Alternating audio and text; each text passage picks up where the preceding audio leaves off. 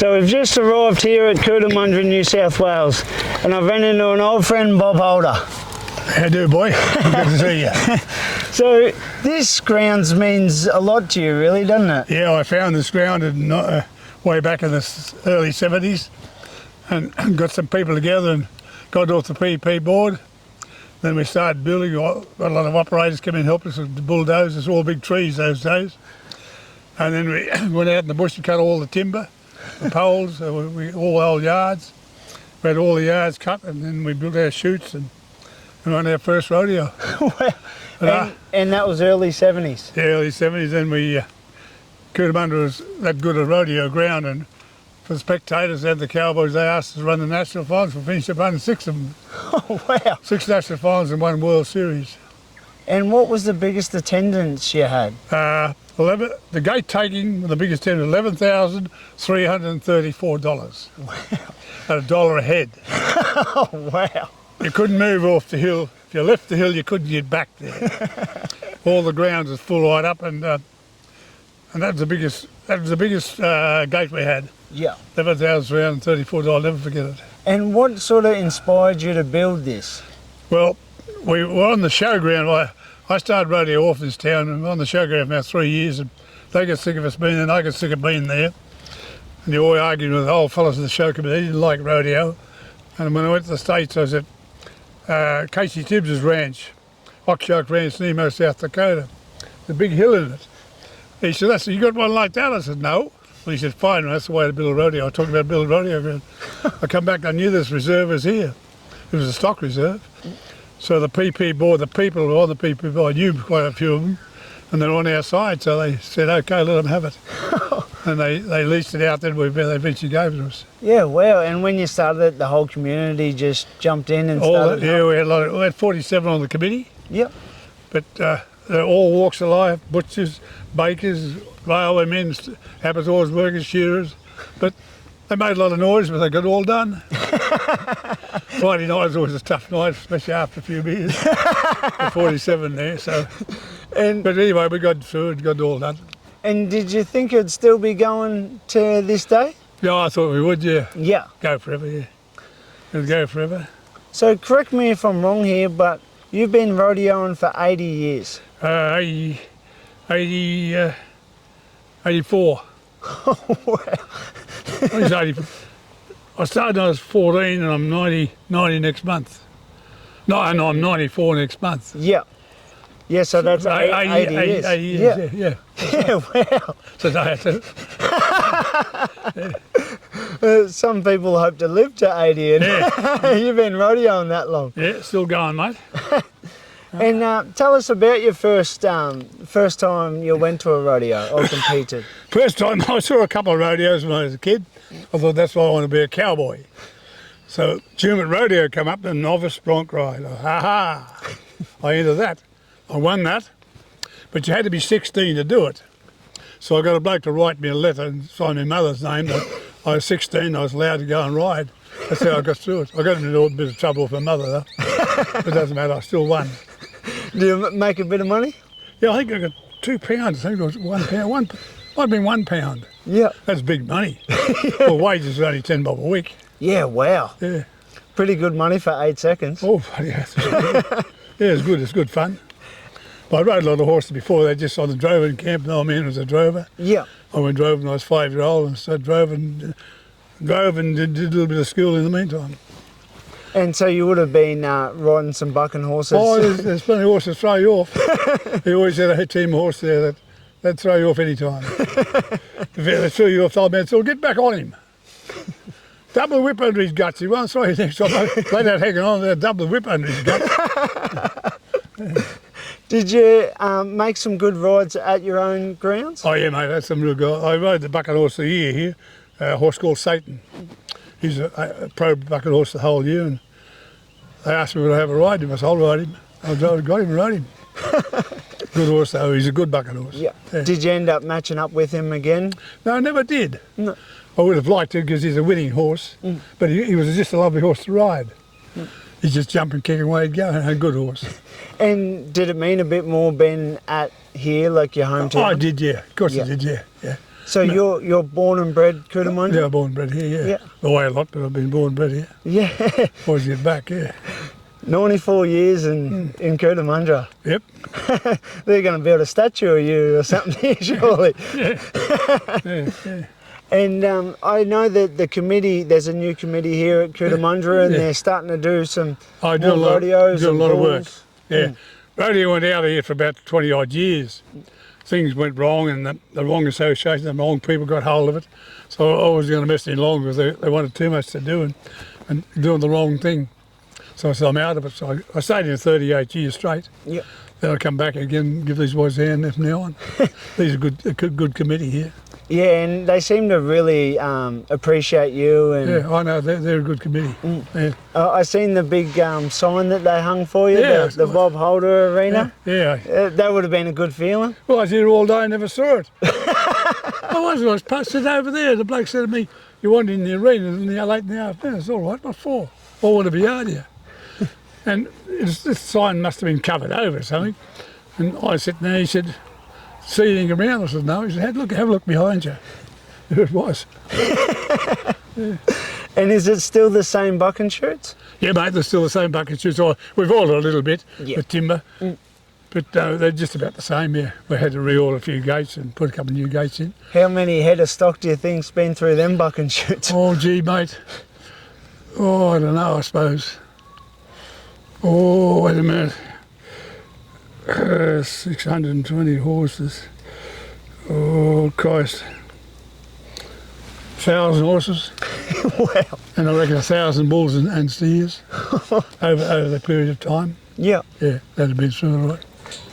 Yeah, for sure. And so that national finals was the biggest event you did here? Yeah, it's the biggest event in Australia. Yeah. Yeah. Would you love to get it back here again? Oh, I don't know, they may not. I don't know. I'm just feeling my way. Yeah. When we settle down, I'll suggest a few things. I know that you've got something else in the pipeline you're trying to... Yeah, I'm going to do it. The whole thing's going to be covered. Oh, wow. Oh, this whole... This whole thing, yeah. We want How to now, cool. we're just, the plan should be ready next Friday. Yeah. We've got the approval from the council. We've got the member on side. Just waiting to give her all the plans. Yeah. I've got a guy, an architect, drawing it all up, and he should be ready by next Tuesday, Wednesday. And where will it start from the hills? It'll go into the hill around there. Yeah. Right around, go right around. Holds 4,000, and then covers over all the chutes through there. Wow. Yeah, and all the time events coming down the other end, all the bucket stock here. Wow. It'll be a picture. Yeah, we've got 4,000 seats already fixed up, and we know where they go. They've got all planned out. Yeah. So it's going real good. Yeah. It's even looking out here, it's a beautiful spot here. Yeah, good spots, yeah. No wonder you never left after 94 years. it's a nice spot to come back to. It is, yeah, for sure. And I know with all the rodeos you've ran here, you end up doing some housing and stuff? Yes, we've got some, with the Smith family, we gave them all the money to build a few of the houses for old people. There's about 4 down there built by the rodeo. Wow. Earnings of the rodeo, 2 or 3 bedroom ones for old people. They all come out of this ground here. And we furnished 1 floor of each hospital over the years. And, We just give it all away. and that was your idea to just and give back to the community? Because we had plenty of spots. We had Ampol, Caltex, Winfield, Rothmans and Amoco. Yeah. They'd take it, give us big money every year, but no problems. How much do you want? 10,000, right, you got it. Oh, they were good. Yeah. But the sponsors are hard to get nowadays, but those days we just had them lined up. Yeah. Even they'd go cranky if you didn't ask them for the money. Winfield and Rothmans and Ampol, they were great with Celtics. They just handed you the away you go. Do you mind going and giving us a look at it? The houses. Yeah. As I go past, I'll show you which I'll keep going. I'll see you in the morning. Yeah, perfect. Yeah. So these are the homes, Bob? Yeah, these are all through here. There's about a dozen altogether. We donate all our money each year to them, to the Smith family, and they just got them all built. I don't know how many actually, the rodeo actually built. They built quite a lot of them All the money went for quite a few years because we didn't keep any money. Yeah, wow. We donated all into the town. And these are just like free homing for people like struggling and For old stuff? people, yeah. Yeah. Oh, it's elderly people. Elderly people, yeah. Oh, great. As far as now, it's still the same. And the one, of course, over there is another. You can go around the corner and see it around there. Yeah, wow. That's incredible. Yeah, that's how it all started. I know you're busy, Bob, so you better go and muster them cattle, and I'll see you in the morning. See you then, Doug. So I'm back here with Bob Holder at the Bob Holder Arena in Cootamundra. Welcome back, mate. Thank you very much, sir. So I want to touch on your first trip to the States. Well, we went over by ship. Took us 3 weeks to go over and 3 weeks to come back. We stayed there this time 6 months. We were asked to leave the country after a while because we only had a professional sportsman's visa which runs out after 3 months. Anyway, they let us stay there, and in there they met us at Madison Square Gardens, and they says, we know you've been here too long, but if you want to catch the ship next week, you know, in San Francisco, we'll let you go. Otherwise, you're never allowed back here. I said, okay. He said, that ship's been over and back twice, you should have been on it. Anyway, we get to San Francisco by train, and first bloke we meet is these two big, heavy guys. They said, thank you very much for coming. You're very welcome back to our country anytime you want to come. So we came, we've been back many times since. And I don't know if a lot of people know, but you brought back the bronc saddles. I brought the bronc saddles back and tried to get them going here, but they wouldn't take them for quite a while. But they should have started then, they'd have been a lot better off. But they eventually got going. There was a few older guys in it those days, they didn't want to change because they knew damn well they couldn't ride in them anyway. But the younger generation changed very quickly and got going nicely for us. Did you find a big difference from when you were in Australia with the poly saddles going over to America? Hell of a difference. Casey Tibbs said to me, he said, there's more leather in my boots than in your saddles. I said, well, there's not much leather and there's only little flat saddle, little hunting saddles all they are. And these are big bronc saddles, they're beautiful riding. You had to ride them different to Australia. You couldn't, in Australia, you can't go past the girth coming back. You had to go past the girth, hit the cantle to keep you in motion. If you went past the girth to Australian saddle, you went out over the front end, you lose leathers. That's where we challenged the Americans quite a few times, and nearly every one of them went straight out over the front end the first buck. And I tell them, don't go past the girth. They were riding our saddle, we were riding theirs. Why you want to go past the girth? Then you come out over the front. No, we'll be right. Next thing out in the chute, bang, straight over the front end. They forget they'd been so long riding broncs. Anyway, they couldn't handle them. They didn't want to handle them because they said that it sounds silly. He said, you're better off, you should get a bit of leather and ride with it. But anyway, they looked after us, and we bought the saddles over there and got to ride them too. But it took a while.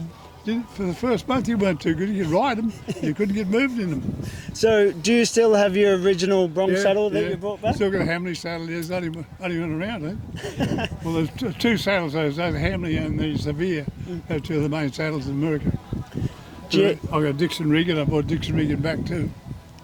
I used to ride Riggin horses quite a bit. Yeah. Do you ever walk past that saddle and get memories of some of the good old days? Every time I see it. I had it on some pretty good horses. So, how old were you when you retired from getting on bucking horses? 38, I think. Yeah. I came back when I was 40 and rode the bucking horse, a horse called Satan. I challenged him when I was 40. I'd been off a horse for about 4 years, 3.5 years. I saw the opportunity, they bugged him by trying, so I challenged him to Cootamundra at the National Finals and rode him. Yeah. I know that, speaking of your bronc saddle that you still got, your buckle has gone missing. Yeah, some light-fingered person took it. Yeah, tell us about that buckle. Well, the buckle I won the bog riding, it's in Iowa, and that's the only one I went over there, and it's a pretty special buckle to me. Yeah. Because there's none of those buckles in Australia at the time. When I brought back, they made the first AAA buckle of it. Oh, wow. I learned the Wally Woods to get it made, exactly. The first one was made off it. Made it in that style, yeah. And when you're going over there on the boat, it's not as easy as the 13-hour flight nowadays. How long did it take you to get there? 3 weeks. 3 weeks over, 3 weeks back. But we had a lot of fun on the boat. We're young fellas, and we do whatever we wanted to do. The captain let us go ahead. And do you reckon the young cowboys nowadays have any idea how easy they got it compared to back then? No, they've got no idea. They've got educated horses, educated bulls, and the best saddles in the game, and the best riggers. So why they fall off, I don't know. And they've got all educated stock.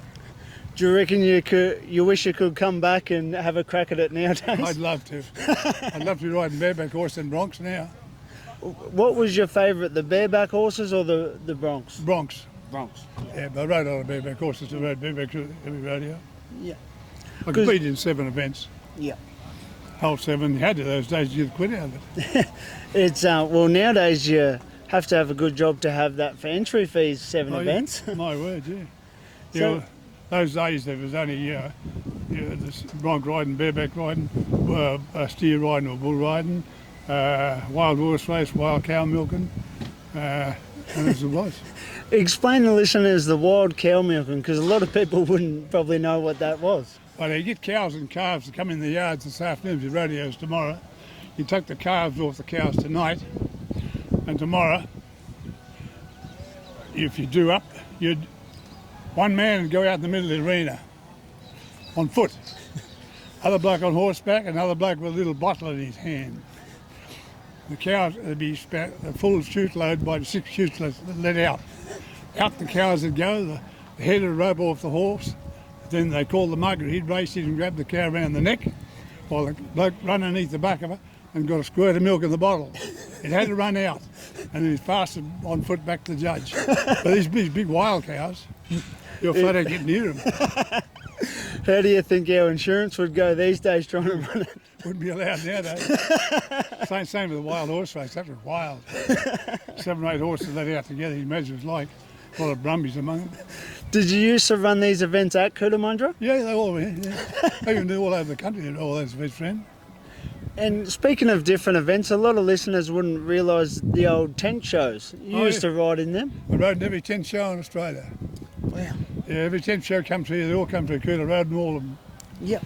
Yeah. And they had some pretty good horses. My word. Yeah, Grill Brothers, Tex Morton. There's Jane Lighton, Buddy Williams, McConville, Thornton McConville, another bloke from Queensland. Tex Morton had 2 shows, and another guy called, I can't think of his name.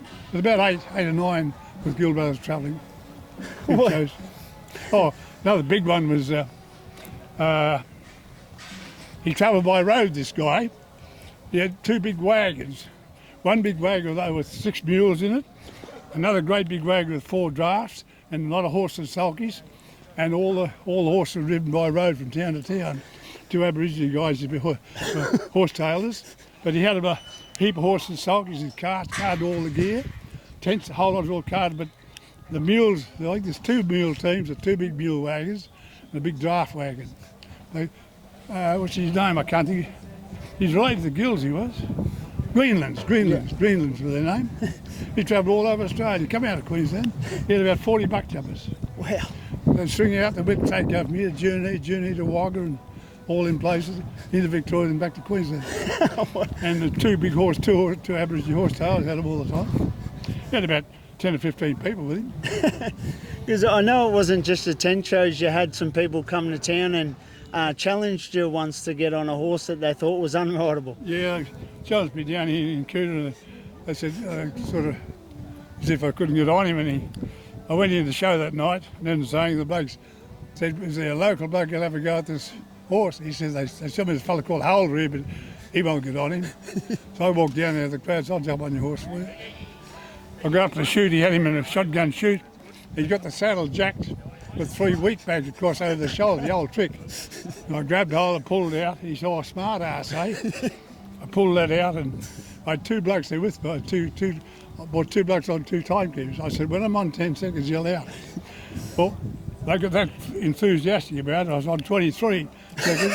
The bloke yelled, "Get off your ruby horse, you ruby horse." It was £10 for 10 seconds. £10 was a lot of money. Oh, wow. So he wouldn't pay me then.